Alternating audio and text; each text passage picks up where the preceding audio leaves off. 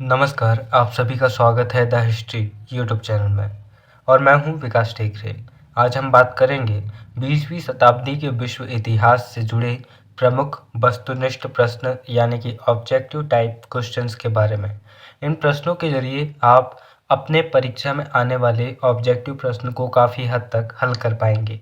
दोस्तों, वैसे तो ये वीडियो एमए तृतीय सेमेस्टर इतिहास के विद्यार्थियों के लिए है, लेकिन अगर आप 20वीं शताब्दी से जुड़े विश्व इतिहास की तैयारी कर रहे हैं तो आपको इस वीडियो को देखकर अपनी तैयारी का आकलन कर लेना चाहिए। आइए हम बात करते हैं वस्तुनिष्ठ प्रश्नों की और समझते हैं कि किस प्रकार के ऑब्जेक्टिव प्रश्न आते हैं। इस बार मैंने यहाँ पर 4 विकल्प नहीं दिया हूँ क्योंकि समय की बहुत ज़्यादा कमी है। मेरे खुद एग्ज़ाम है परसों से, इसीलिए यहाँ पर मैंने सीधे आंसर लिखने की कोशिश की है। तो यहाँ पर पहला जो आता है वो है कि साम्राज्यवाद का उद्भव कब हुआ था। तो अलग अलग क्षेत्रों में अलग अलग हिसाब से उद्भव हुआ। कुछ लोग मानते हैं कि 15वीं शताब्दी के बाद जब जो पुर्तगाली लोग थे, जो स्पेन के राजा थे, उन्होंने विश्व की खोज की शुरुआत की, उस समय से ही साम्राज्यवाद की शुरुआत हो जाती है।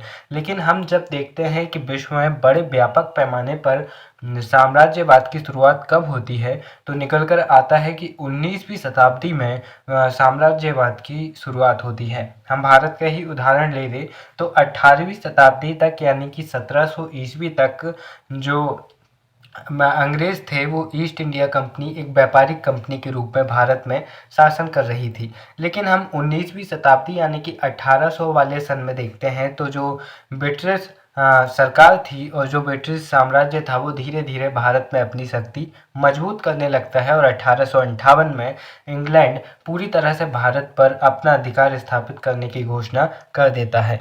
ऐसा ही बहुत सारे देशों में होता है। यही कारण है कि 19वीं शताब्दी से विश्व में साम्राज्यवाद की शुरुआत मानी जाती है। माइन कैम्प यानी कि मेरा संघर्ष पुस्तक के लेखक कौन थे? तो एडोल्फ हिटलर, जो कि फांसी नाजीवाद का जनक था और जर्मन चांसलर था, उसकी जो आत्मकथा है वो है मेरा संघर्ष या फिर माइन कैम्प। इसके बाद हम देखते हैं दास कैपिटल पुस्तक के लेखक कौन है। तो दास कैपिटल पुस्तक के लेखक हैं कार्ल मार्क्स। तो आपको बता दूं, कार्ल मार्क्स की एक और प्रसिद्ध पुस्तक है वो है द कम्युनिस्ट मैनिफेस्टो।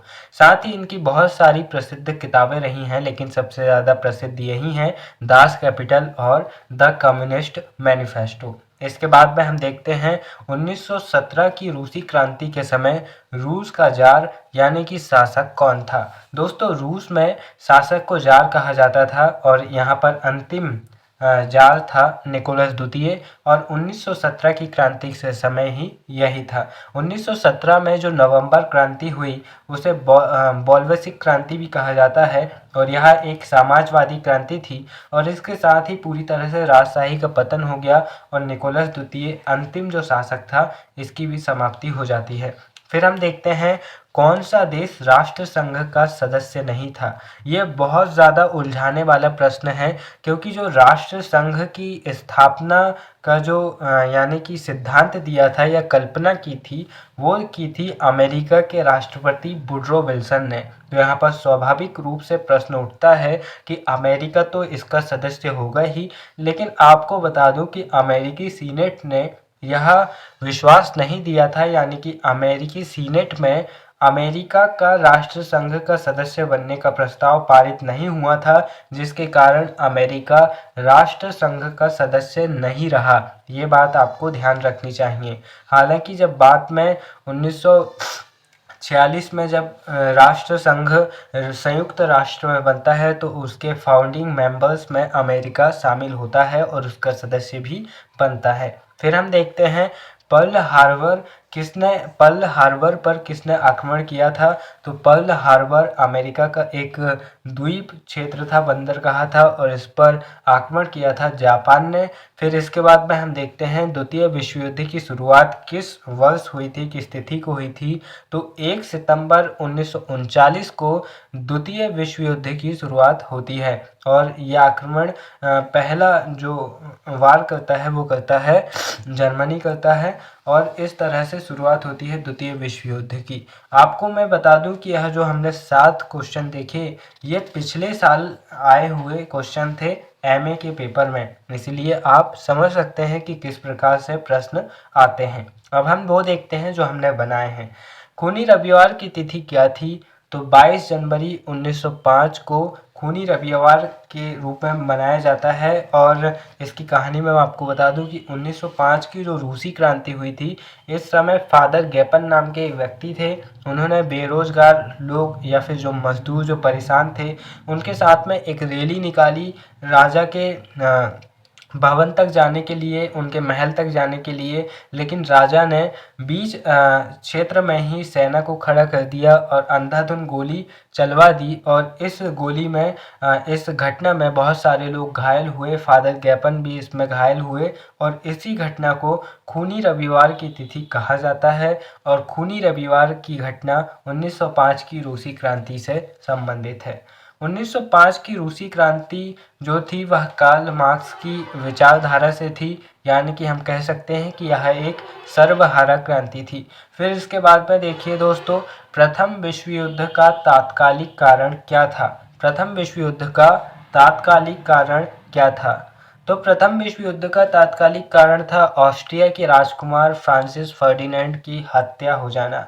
कुल मिलाकर हम कहेंगे कि भैया ये तो कहने की बात थी कि यह तात्कालिक कारण था, ठीक उसी तरह जैसे हम 1857 में कहते हैं कि चर्बी वाले कारतूस तात्कालिक कारण थे। लेकिन अगर ये तात्कालिक कारण नहीं होते तो भी विश्व युद्ध होता, तो भी 1857 की क्रांति होती। केवल एक बहाना चाहिए था इसे शुरू करने का। फिर इसके बाद में हम देखते हैं, यहाँ पर एक कोटेशन आता है, साम्राज्यवाद की भूख ऐसी है जो कभी शांत नहीं होती है। साम्राज्यवाद, पूंजीवाद, मार्क्सवाद, समाजवाद, इन पर अक्सर 2 नंबर पर प्रश्न आते हैं। तो जब भी इस तरह के प्रश्न पूछे जाएं साम्राज्यवाद पर, या तो 2 नंबर पर या 5 नंबर पर, तो आप इस कोटेशन को कोट कर दीजिएगा। यह कथन है सुमा का, इससे आपका आंसर और भी बेहतर लगेगा। इसके बाद में देखिए, प्रथम विश्व युद्ध में किसकी पराजय हुई थी? तो प्रथम विश्व युद्ध में जर्मनी की पराजय हुई थी। प्रथम विश्व युद्ध का आरंभ हुआ था 28 जुलाई 1914 को और 1918 में जाकर यह समाप्त हुआ था। फिर इसके बाद में देखिए, त्रिराज्य संधि का सदस्य कौन सा देश नहीं था? तो फ्रांस त्रिराज्य संधि का सदस्य नहीं था।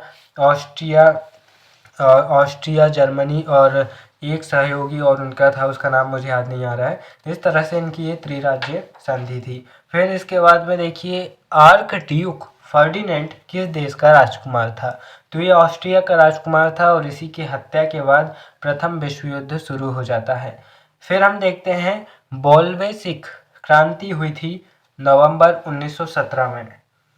दोस्तों आपको यहाँ पर शायद उतने बेहतर तरीके से समझ में नहीं आएगा कि कैसे आर्क ड्यूक फर्डिनेंड की हत्या के बाद विश्व युद्ध शुरू हो जाता है। तो आपको इसके लिए प्रथम विश्व युद्ध पढ़ना पड़ेगा। आप चाहें तो हमारे चैनल में एमए 3rd सेमेस्टर की प्लेलिस्ट में जाकर प्रथम विश्व युद्ध और द्वितीय विश्व युद्ध को देख सकते हैं। साथ ही आप अपने स्तर पर भी पढ़कर समझ सकते हैं। आर्क ड्यूक फर्डिनेंड की हत्या जो हुई थी वो 2 देशों के बॉर्डर पर हुई थी और इसका इल्ज़ाम डाला गया था तीसरे देश सर्बिया पर।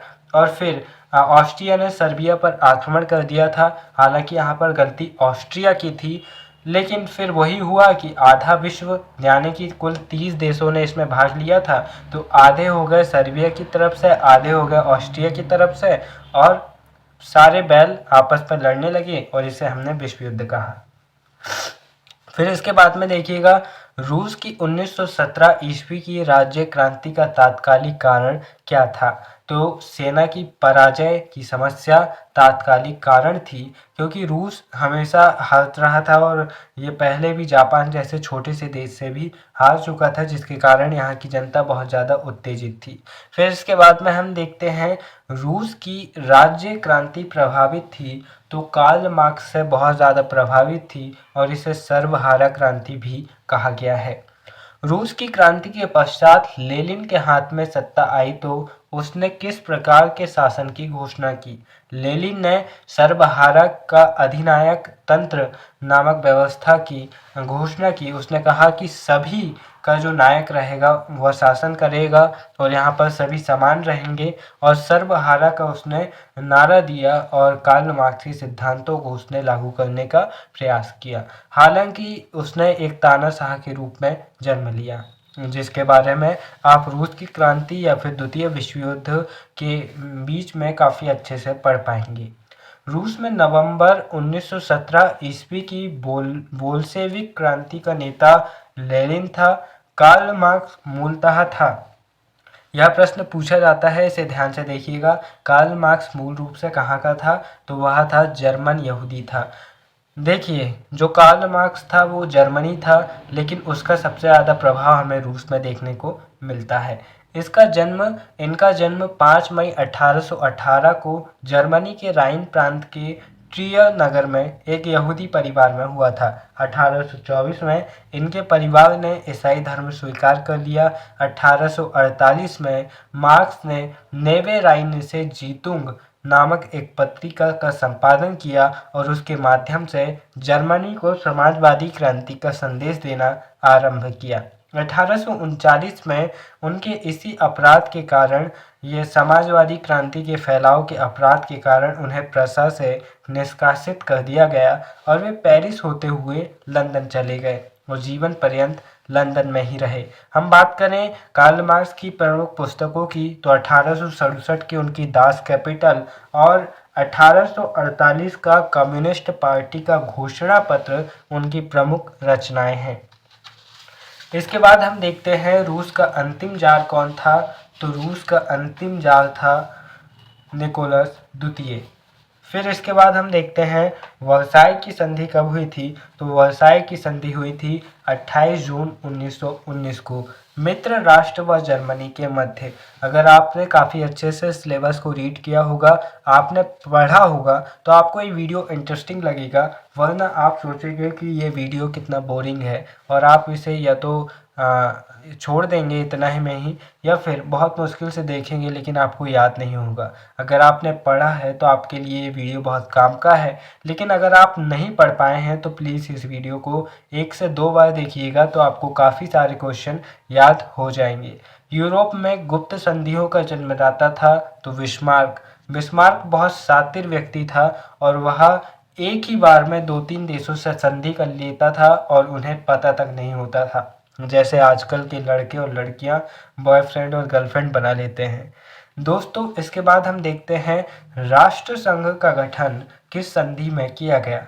तो वर्साई की संधि में यह प्रावधान था कि विश्व शांति के लिए एक संगठन की स्थापना की जाएगी जिसे राष्ट्र संघ कहा जाएगा, और राष्ट्र संघ की कल्पना सबसे पहले की थी अमेरिका के राष्ट्रपति वुडरो विल्सन ने। और एक इंटरेस्टिंग फैक्ट यह है कि अमेरिका ही राष्ट्र संघ का सदस्य नहीं था, क्योंकि वहाँ की सीनेट यानी कि अमेरिकी संसद ने इस विधेयक को पास होने ही नहीं दिया कि अमेरिका राष्ट्र संघ का सदस्य बने।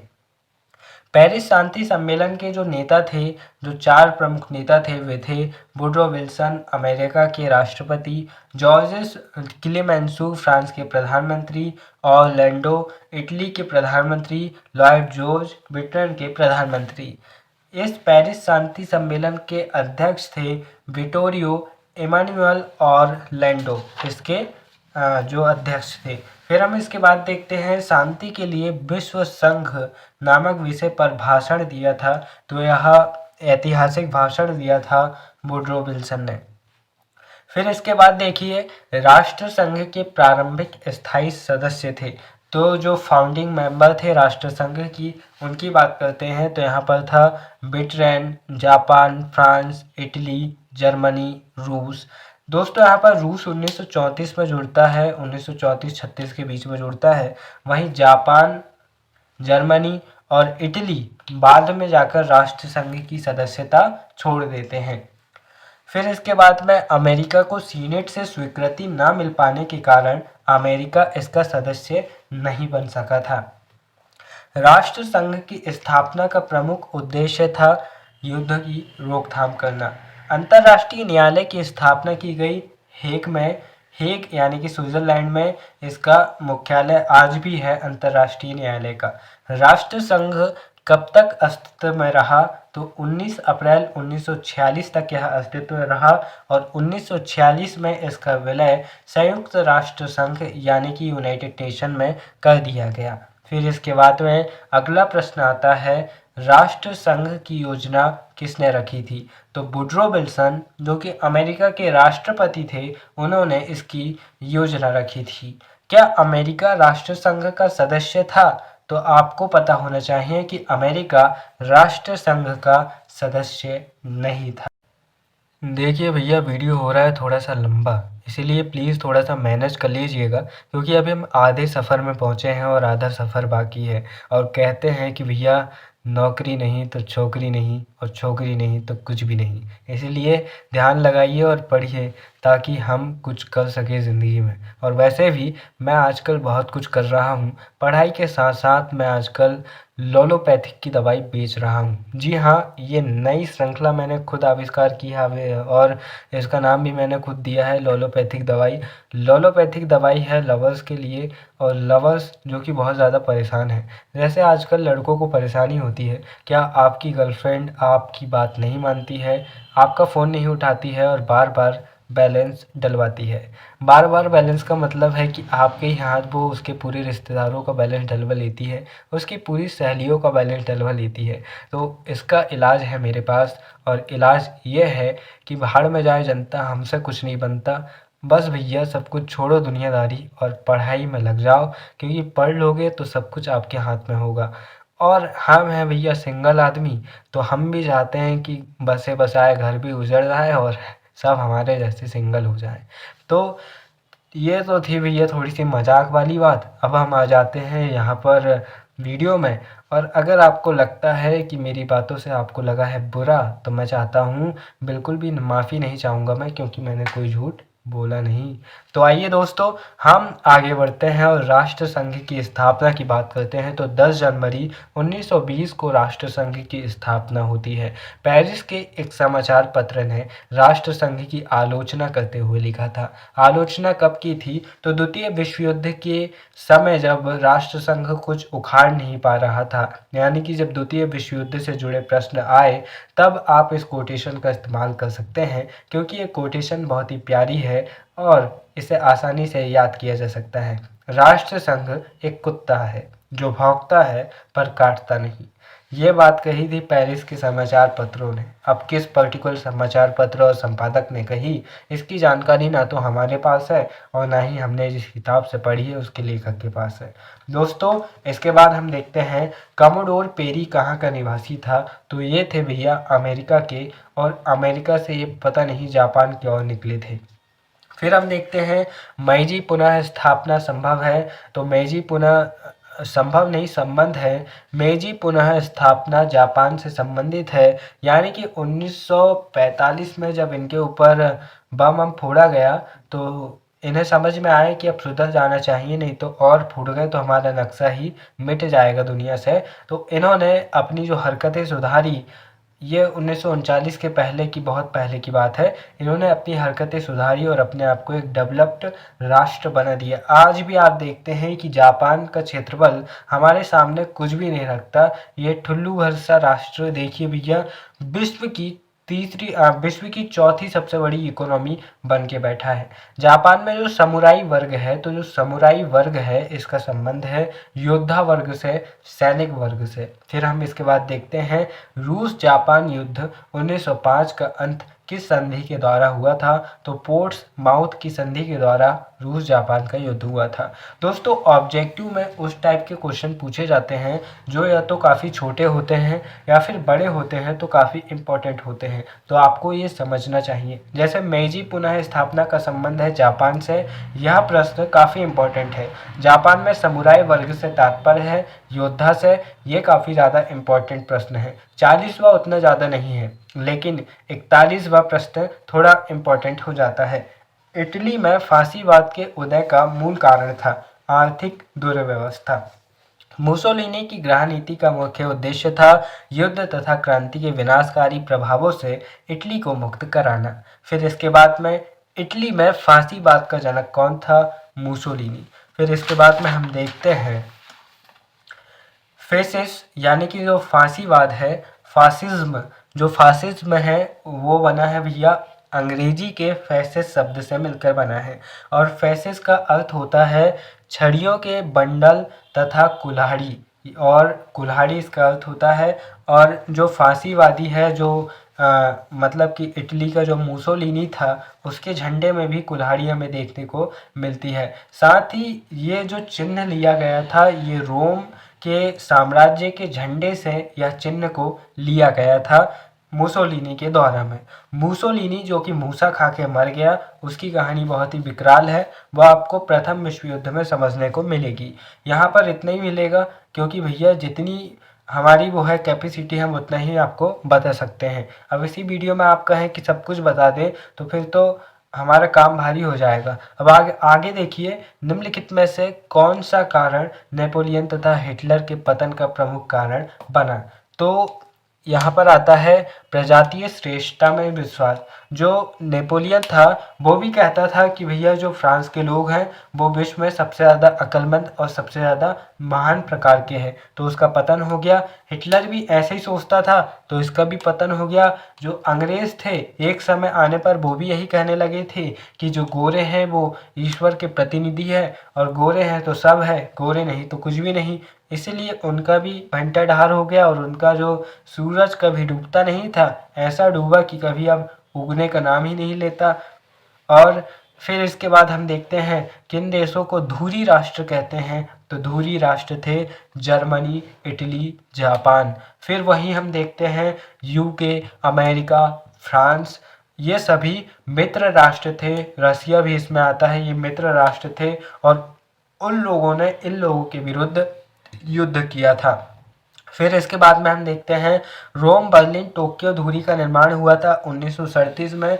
रोम, बर्लिन, टोक्यो धुरी, ये सब धुरी राष्ट्र की बातें हैं, धुरी राष्ट्र की बातें। जर्मनी की राजधानी यहाँ पर रोम देखने को मिलती है, इटली की राजधानी रोम, जर्मनी की राजधानी बर्लिन, जापान की राजधानी टोक्यो, तो ये सब धुरी राष्ट्र हैं। फिर इसके बाद में देखिए, जर्मनी में नाजीवाद के विकास का प्रमुख कारण था तो वर्साई की संधि द्वारा जापान का अपमान करना प्रथम प्रमुख कारण था। मैंने जैसे कि पिछले वीडियो में ही बता दिया था। जो वर्साई की संधि थी, इसमें जो क्लीमेंसु था फ्रांस का प्रधानमंत्री, वो भैया जर्मनी से बहुत ज़्यादा करता था दुश्मनी, क्योंकि जर्मनी ने 2-3 बार फ्रांस को पटक दिया था, हरा दिया था युद्ध में। तो जो फ्रांस का प्रधानमंत्री था वो सोचता था कि कैसे मैं जर्मनी से अपना बदला ले लूँ, तो उसने संधियों में अपनी शर्तें मनवा के वर्साई की संधि को इतना अपमानजनक बना दिया जर्मनी के लिए कि जर्मन लोगों के मन में ये बात घर कर गई। और जब हिटलर जैसे बेवकूफ़ों ने वहाँ पर सत्ता संभाली, तो उन्होंने और बगलाकर, उन्होंने और अति राष्ट्रवाद, लोगों को कट्टर बनाकर ऐसा किया कि फिर द्वितीय विश्व युद्ध ने जन्म ले लिया। शक्ति तथा राष्ट्रीय आकांक्षाओं की प्राप्ति के लिए पुनः सशस्त्रीकरण ही एकमात्र मार्ग है। शक्ति तथा राष्ट्रीय आकांक्षाओं की प्राप्ति के लिए पुनः सशक्तिकरण ही एकमात्र उपाय है। यानी कि अगर आपको ताकतवर बनना है, आपको राष्ट्र को मजबूत बनाना है, तो आपको हथियार उठाना पड़ेगा। ये बात कही हिटलर ने, तभी तो इन्होंने देश को बर्बाद करके रख दिया। अगर ये कहते हैं कि देश को आगे बढ़ाना है तो मेहनत करना पड़ेगा, आपको कुछ करना पड़ेगा, अच्छे काम करने पड़ेंगे, तो नहीं, ये बोले बंदूक उठाओ, जो मिले उसको उड़ाओ। फिर इसके बाद में देखिएगा, इसके बाद में आता है किस कारण ने हिटलर का पतन किया, तो पोलैंड पर आक्रमण कर इसने द्वितीय विश्व युद्ध को जन्म दिया।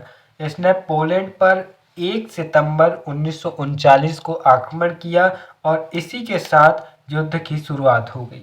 मेरा संघर्ष यानी कि मेन काम्फ का लेखक हिटलर खुद है, यह उसकी ऑटोबायोग्राफी है, यानी कि आत्मकथा है। फिर इसके बाद में देखिएगा, द्वितीय विश्व युद्ध की शुरुआत 1 सितंबर 1939 को पर्ल हार्बर पर आक्रमण जापान ने किया था। और जापान को पता नहीं क्या चुलबुली लगी थी, उसने ये पर्ल हार्बर, जो कि अमेरिका का पानी वाला जहाज़ था, उस पर आक्रमण कर दिया। अमेरिका बैठा ही था अपना बम बना के, टेस्टिंग कहाँ करूँ, टेस्टिंग कहाँ करूँ, तो भैया इन्होंने कर दी उंगली, अमेरिका को आ गया कुछ समझ में और उन्होंने यहाँ पर नागासाकी और हिरोशिमा में बम गिरा दिया। और फिर जापान तब से आज तक अमेरिका का सबसे अच्छा दोस्त और पिछलग्गू और जी भैया करके ही घूमता है। फिर इसके बाद में देखिए द्वितीय विश्व युद्ध का प्रमुख कारण था आक्रामक राष्ट्रवाद। यहाँ पर इटली हो, यहाँ पर जर्मनी हो, जापान हो, ये सभी अति राष्ट्रवाद से ग्रसित हो गए थे। कभी भी याद रखिएगा, कट्टरता किसी भी बात को नुकसान पहुंचाता है। जैसे हम कई बार देखते हैं धार्मिक कट्टरवाद, हमारा धर्म दुनिया में सबसे महान धर्म है, सब हमारे धर्म के लोग होंगे, पूरी दुनिया पर हमारे धर्म का कब्जा होगा, वो क्षेत्र सबसे अच्छा है, वो जाति सबसे अच्छी है, वो कुल सबसे अच्छा है, गोरे सबसे अच्छे होते हैं। ये सभी बातें कट्टर होती है। जब आप कट्टरता में जकड़ जाते हैं तो आप तथ्यों को नहीं पहचान पाते, तब आप अच्छी बातों को नहीं जान पाते। मैं अभी अक्सर देखता हूँ, मैं कई बार कुछ लोगों से मिलता हूँ जो कहते हैं भारत हिंदू राष्ट्र बनेगा। वो कहते हैं कि भैया हम पूरे मुस्लिमों को हिंदू बना लेंगे, हम हर तरफ हिंदुज़्म फैला देंगे। मैं उनसे यही कहता हूँ कि क्या आपने भगवत गीता पढ़ी है? वो कहते हैं जी हमने पढ़ी है। तो मैं उनसे कहता हूँ कि अगर आपने अच्छे से पढ़ी होती तो आप ये बात करते ही नहीं। क्योंकि भगवत गीता में भगवान श्री कृष्ण साफ साफ शब्दों में कहते हैं कि जो लोग दूसरे धर्मों का सम्मान करते हैं वे ही सच्चे धर्मी होते हैं। जो लोग अपने धर्म का सम्मान करते हैं और दूसरे धर्म का अपमान करते हैं, वास्तविक रूप में वे अपने धर्म का अपमान कर रहे होते हैं। यही बात सम्राट अशोक ने भी कही, लेकिन श्रीमद् भगवत गीता इसे कई साल पहले दोहरा चुकी थी भगवान श्री कृष्ण के मुख से। ये बात थी धार्मिक कट्टरता की, लेकिन कट्टरता हर जगह नुकसान पहुंचाती है। अति राष्ट्रवाद ने द्वितीय विश्व युद्ध को जन्म दिया और इसका खात्मा हो गया। इसीलिए राष्ट्रवाद हमेशा एक उदार होना चाहिए, यानी कि अगर हम कहीं कम हैं तो अगर हम कहीं कम हैं और हमारा दुश्मन कहीं ज़्यादा है तो हमें उससे भी सीखने में झिझक नहीं होनी चाहिए। इसके बाद देखिएगा द्वितीय विश्व युद्ध किस सन में हुआ, तो 1939 से 1945 के मध्य द्वितीय विश्व युद्ध हुआ। द्वितीय विश्व युद्ध कब समाप्त हुआ, तो 14 अगस्त 1945 को समाप्त हुआ और इसके 2 साल बाद 14 अगस्त 1947 को हमारा बच्चा पाकिस्तान पैदा हुआ। फिर इसके बाद में आप देखिएगा चीन का पिता फादर ऑफ चाइना किसे कहा जाता है, तो सुनियात सेन को, डॉक्टर सुनियात सेन को फादर ऑफ चाइना कहा जाता है। और जो कन्फ्यूशियस है उन्हें पितामह कहा जाता है चीन का। फिर इसके बाद में देखिएगा सुनियात सेन की पार्टी का नाम था कुओ मिंतांग। इनकी पार्टी का नाम कभी पूछा नहीं जाएगा क्योंकि ये बहुत अजीब सा नाम है, फिर भी याद कर लीजिएगा। चीनी लोक गणराज्य की स्थापना किस वर्ष हुई, 1949 में हुई। इसके बाद देखिएगा 1921 में चीनी गणराज्य का अध्यक्ष कौन बनता है, तो डॉक्टर सुनियात सेन बनते हैं। और इसके बाद इनका उत्तराधिकारी यानी कि इनके बाद अध्यक्ष बनता है चियांग काई शेक। फिर इसके बाद में विकास की 3 दुनिया के लेखक हैं इरविन हॉर्विच। फिर इसके बाद में गुड निरपेक्ष आंदोलन की स्थापना 1961 में होती है। द सेंट्रल कॉन्ट्रैक्ट के लेखक हैं रूसो। इन्होंने 1962 में इस किताब को लिखी और इनका जन्म 28 जून 1712 को जिनेवा स्विट्जरलैंड में हुआ था। और जो मार्क्स थे उन्हीं की तरह ये